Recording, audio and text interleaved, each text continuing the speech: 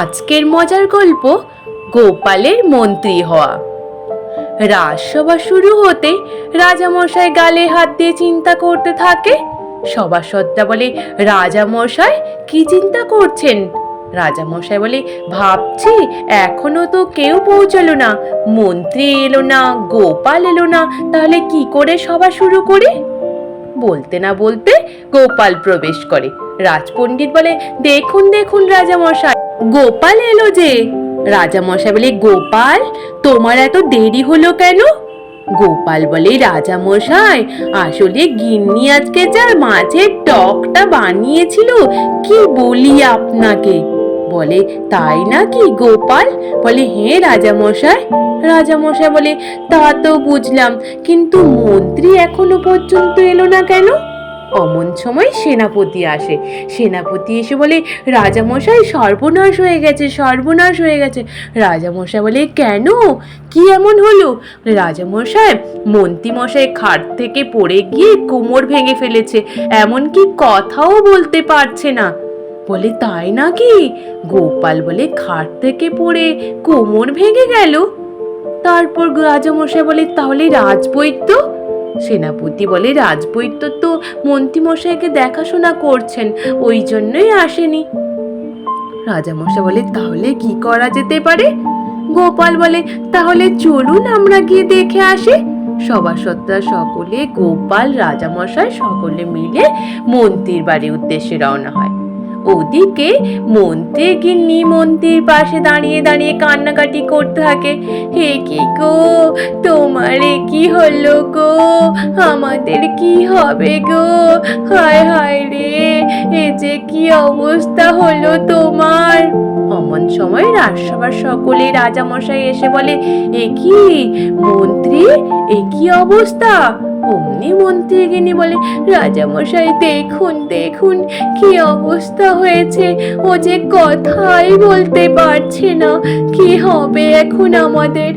রাজামশাই বলে, মন্ত্রী গিন্নি চিন্তা করো না, রাজবৈদ্য আছে না, রাজবৈদ্য এখন দেখাশোনা করুক যতদিন মন্ত্রী না ভালো হচ্ছে। কিন্তু এখন তো আমার রাজসভা চালানোর জন্য কাউকে তো লাগবে। বিজ্ঞানী তখন বলে, রাজামশাই, গোপালকেই এখন মন্ত্রী হিসেবে বসিয়ে দেন। অমনি সঙ্গে সঙ্গে মন্ত্রী মশাই হাত নাড়িয়ে নাড়িয়ে না বলতে থাকে। মন্ত্রীর গিন্নি বলে, ও বলছে যে গোপালকে মন্ত্রী করতে না, ও কিছু লিখে দেখাতে চাইছে। তারপর মন্ত্রীর গিন্নি কাগজ ধরিয়ে দেয়। অমনি মন্ত্রী মশাই কিছু লিখে দেয়। রাজামশাই পড়ে দেখে যে পেট মোটা গোপালকে যেন মন্ত্রী না করা হয়, মন্ত্রী যেন ভগবানকেই করা হয়, এমন কথা লেখা দেখে রাজামশাই বলে, এ কি, তাহলে ভগবানকেই মন্ত্রী করতে হবে? গোপাল তখন বলে, রাজামশাই, আমার মন্ত্রিত্ব পদ নিয়ে কোনো আপত্তি নেই, কিন্তু যাকে তাকে মন্ত্রী পদে বসানোও কিন্তু ঠিক না রাজামশাই। রাজামশাই বলে, মন্ত্রী যখন বলেছে, তাহলে কিছুদিনের জন্য ভগবানকেই মন্ত্রী করা হোক।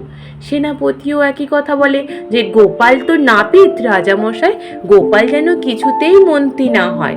গোপালের শুনে খুব খারাপ লাগে। গোপাল তখন বলে, একই কথা বলছেন সেনাপতি মশাই, যোগ্যতাই আসল পরিচয়, আপনি আমাকে এইরূপ করে জাতপাত তুলে খোটা দেবেন, এটা কিন্তু ঠিক নয়। তারপর ওখান থেকে রাজামশাই সভাসদরা সকলেই চলে আসে। ওদিকে ভগবান খবর পেয়ে আনন্দে নৃত্য করতে করতে রাজামশাইয়ের সাথে দেখা করতে যায়। বলে, কি সৌভাগ্য আমার, মন্ত্রীর জন্য আমি আজকে নতুন মন্ত্রী হতে চলেছি, বাহ কি ভালো খবর। অমনি ভেবেই রাজামশাইয়ের সাথে দেখা করে। রাজামশাই বলে, তাহলে ভগবান তোমাকেই নতুন মন্ত্রী করব, তুমি তাহলে কালকে রাজসভা শুরু হলেই চলে এসো। বলে, বেশ তাই হবে।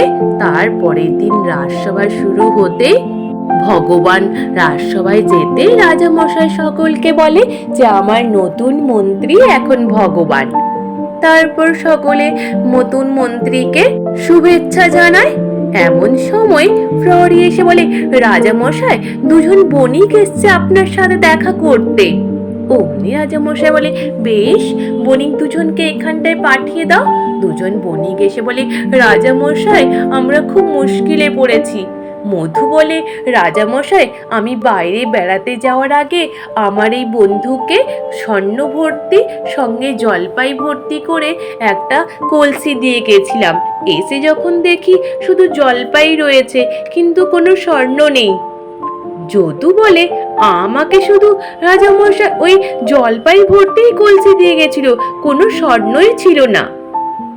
আবার মধু বলে, রাজামশাই আমার এই বন্ধু যদু আমাকে বলেছিল আমার সাথে ব্যবসা শুরু করবে। আমি ভেবেছিলাম যে এই বন্ধু সঠিক কিনা, উনার মধ্যে কোনো গাফিলতি আছে কিনা, তাই পরীক্ষা করার জন্য আমি স্বর্ণ ভর্তি কলসির মধ্যে জলপাই ঢুকিয়ে রেখে দিয়ে গেছিলাম, কিন্তু আমাকে ওই জলপাই ভর্তি শুধু কলসিটাই দিয়েছে। যদু বলে, না না রাজামশাই, মধু মিথ্যে কথা বলছে, আমি কোনো স্বর্ণ নিইনি, শুধু জলপাই ছিল। দেখুন, উনাকে জিজ্ঞেস করুন আমি জলপাই সমেত ফেরত দিয়েছি কিনা কলসি। রাজামশাই বলে, স্বর্ণ আর জলপাই, আমার তো মাথা গলেই আছে। মন্ত্রী তুমি তাহলে বলো কে দোষী। মন্ত্রী বলে, রাজামশাই আমার তো সময় লাগবে একদিন। অমনি রাজামশাই বলে, মধু যদু তোমরা আজ এসো, কালকেই না হলে তোমাদের বিচার করব। তারপর রাজসভা শেষ হয়ে যায়। গোপাল বাড়ি ফেরার পথে মনে মনে চিন্তা করে যে আমাকে সকলে মিলে যেইভাবে আমার জাত পাত নিয়ে, আমার বংশ নিয়ে সকলে বাজে কথা বলছে, আমাকে তো প্রমাণ করে দেখাতে হবে যে আমি কতটা কি করতে পারি। তারপর গোপাল গিয়ে সোজা মধুর বাড়ি যায়। মধুর বাড়ি গিয়ে বলে, মধু তুমি যে কলসিটা যদুকে দিয়ে গেছিলে জলপাই ভর্তি কলসি, ওটা একটু দেখাও দেখে। গোপাল ওটা দেখে। গোপাল দেখে বলে, মধু কালকে রাজসভায় তুমি জলপাই ভর্তি কলসিটা নিয়ে যেও, আর একটু লুকিয়ে রেখো, কেমন? মধু বলে, হ্যাঁ গোপাল দাদা, তাই করব। তারপর গোপাল যদুর সাথে দেখা করতে যায়। যদু তখন গোপালের সাথে কোনো কথা বলতেই চায় না। মনে মনে ভাবে, এই রে, এই গোপালটা তো খুব চালাক, আমার সাথে কথা বলতে কি যদি আমি কিছু বলে ফেলি, না, এই গোপালের সাথে কোনো কথা বলা যাবে না। বলে, গোপাল তুমি এখানে এসো, কালকে যা বলার রাজসভায় বলবো। গোপাল তখন চলে আসে। পরের দিন পুনরায় রাজসভা শুরু হতে মধু যদু গিয়ে উপস্থিত হয়।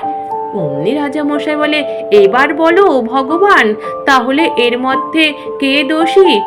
আমি সারা রাত চুল ছেঁড়া বেচার করে যা দেখলাম যে এই মধুই দোষী রাজামশাই। মধু কোনো স্বর্ণ ভর্তি কলসি দিয়ে যায়নি, শুধু মিথ্যে কথাই বলছে। এই কথা শুনে গোপাল বলে, না রাজামশাই, ভগবান একদম ঠিক বলছে না। এর বিচার আপনি যদি একটু আমাকে আদেশ দেন তাহলে আমি বিচার করে দেখতে পারি। রাজামশাই বলে, বেশ গোপাল, তুমি তাহলে দেখো। গোপাল তখন বলে, মধু তোমার ওই জলপাই ভর্তি কলসিটাকে একটু বের করে নিয়ে আসো দেখিনি। মধু বের করে নিয়ে এসে দেখায়। গোপাল তখন বলে, রাজামশাই দেখুন, মধু বেড়াতে গেছিল 1 বছর আগে, জলপাই ভর্তি কলসি যদুকে দিয়ে গেছিল, কিন্তু 1 বছর পরেও যদু ওই জলপাই ভর্তি কলসি একদম মধুকে ফেরত দেয়। দেখুন দেখি রাজামশাই, এই জলপাইগুলো কেমন টাটকা আর সতেজ। বলে, হ্যাঁ তাই তো। অমনি বলে, এইবার বলুন যে এই জলপাই কি 1 বছর টাটকা আর সতেজ থাকে? ভগবান, নতুন মন্ত্রী আপনি বলুন দেখি।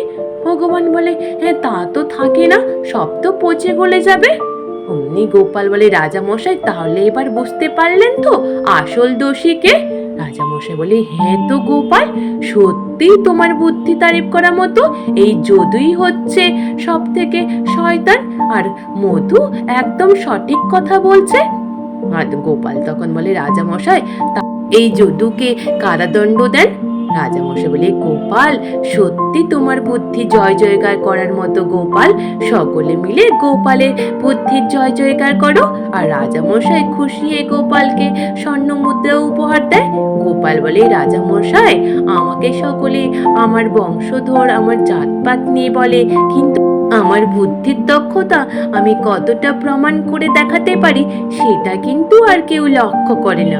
রাজামশাই বলে, না না গোপাল, তুমি আমায় ক্ষমা করে দিও আমি যদি তোমায় কোনো ভুল বলে থাকি। আর সকলে মিলে গোপালের জয় জয়কার করো। আজ এই পর্যন্ত, নিশ্চিত তোমাদের সকলের ভালো লেগেছে। আর যদি ভালো লেগে থাকে তাহলে একটু লাইক আর সাবস্ক্রাইব করে দিও। আর তোমরা সকলে ভালো থেকো, কেমন? টাটা।